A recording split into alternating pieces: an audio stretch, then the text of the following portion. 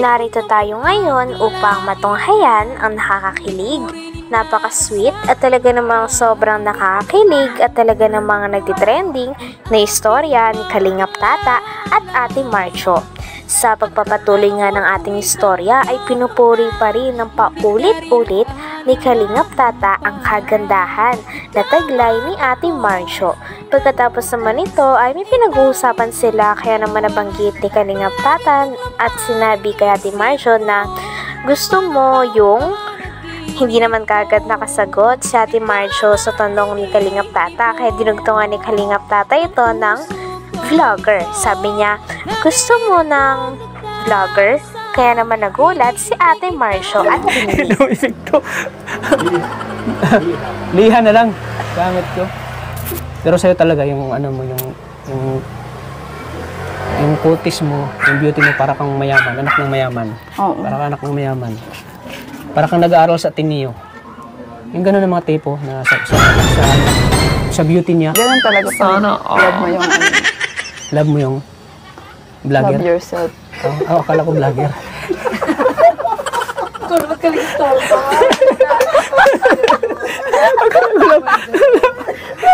Nag-iisip pa kasi siya eh. Kaya dinugtungan ko na lang. Ayun nga, love yourself. Love yourself. Akala ko love mo yung vlogger. Ganun ah. Oo. Saan pa ba kayo galing? Sa Daet pa, sa sentro. Mga taga saan ba talaga kayo? Ako taga Mindanao ako. Taga Davao Oriental. Ang layo mo pala. Napadpad ako dito sa Mindanao dahil pumunta sila Kuya Bal sa Pagkatapos naman ito ay pinaliwanag naman ni Kalingap Tata kay Ate Marcio ang trabaho nilang mga Kalingap vlogger. Talagang nakikinig din si Ate Marcio kay Kalingap Tata. Sa tingin nyo, may balak kayang maging vlogger din si Ate Marcio sa hinaharap? Sapagkat kung magiging vlogger din siya, ay siyak napapatok siya sa kagandahan ng kanyang ngiti at napaka-bait na personalidad niya. Content ko doon. Napanood mo yung nagpulubi ako? Oo. Pulubi prank ako? Oo. Panood ko. Napanood mo? Pulubi talaga. Oo. Pero so yun nga, yung content kasi namin pag-charity. Or on charity, pagtulong. Kasi masarap sa pakiramdam pag nakakatulong ka sa ibang tao, lalo na sa mga mahirap. Masarap sa pakiramdam na nakakatulong ka. Siyempre yung mga biyaya, siyempre kami bilang mga charity vlogger, yung sahod namin ay ibinahagi din namin sa mga mahihirap, mga nangangailangan tulong. Hindi lang yung pera namin ay sinasarili namin, bugkos binahagi namin din sa mga nangangailangan ng tulong. Kaya namin pinasok yung pag-charity kasi yung purpose namin ay pagtulong talaga. Kasi maraming mga mahirap dito sa atin, nangangailangan ng tulong. Diba yung kapitbahay mo na yung anak ng Pakistani, yung kapitbahay mo dyan? Oo, diba? Kaya tinutulungan ni Kuya Rab ngayon na bago ng buhay. Dati bahay nila ay sira-sira, ngayon ay maayos na. Maayos na ang pagmumuhay nila. Ganyan yung mga charity vlogger na tulong. Galing na. Ikaw, ano bang mga mo sa buhay? Ikaw, tatanungin kita, pangarap mo rin bang makatulong sa mga mahirap? Oo naman. Yun nga ang kung naging mayaman tutulong or kahit di naman yumaman, meron. Magandang makatulong kasi. Ganda yun. Talagang habang nagkikwento nga si Kalingap Tata ay nabibilib din sa kanya si Ate Marcio.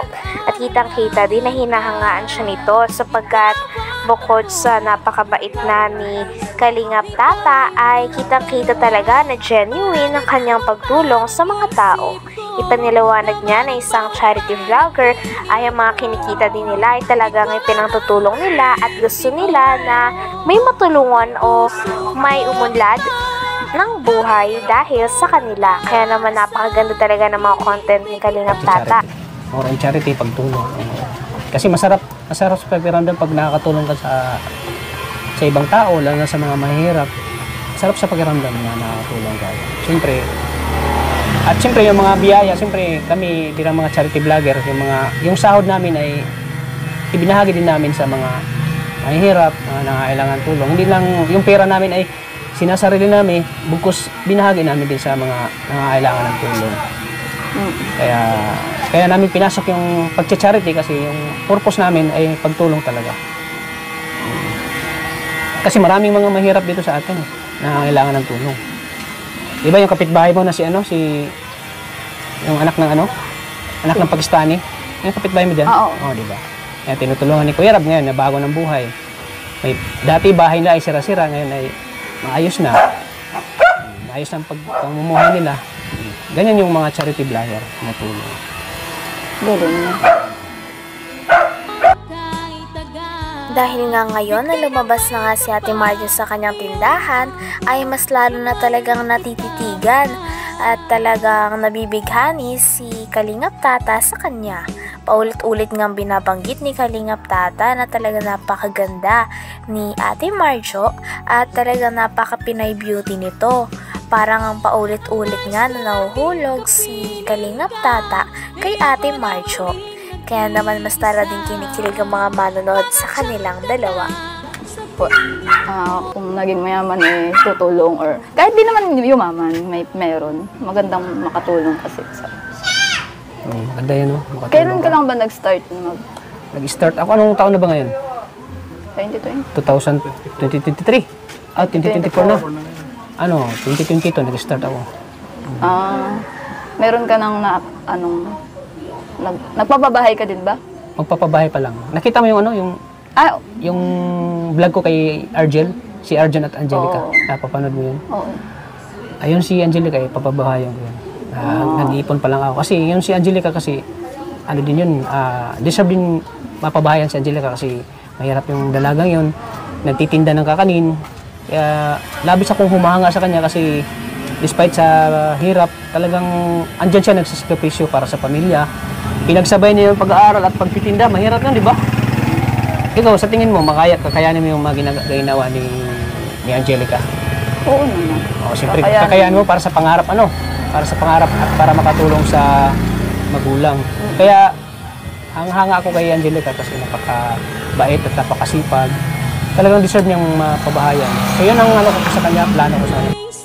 Talagang ibinida din at ikinuwento ni Kalingap Tata kay Ate Marjo si Angelica na isa sa kanyang beneficiaries. Si Angelica yung ka-love team ni Kuya Arjun at in-explain niya din kay Ate Marjo na talagang hanga siya kay Ate Angelica sapagkat pinagsasabay nito ang pag-aaral at ang pagtitinda. Tinanong niya din si Ate Marjo kung kakayanin niya daw ba ang mga ganitong bagay para sa kanyang pamilya. Sabi naman ni Ate Marjo ay oo daw sapagkat kahit ay kaya niya talagang gawin. Nang sa ganon ay makapagpursige at makatulong din siya sa kanyang pamilya.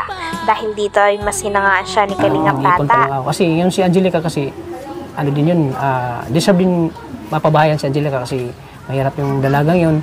Nagtitinda ng kakanin.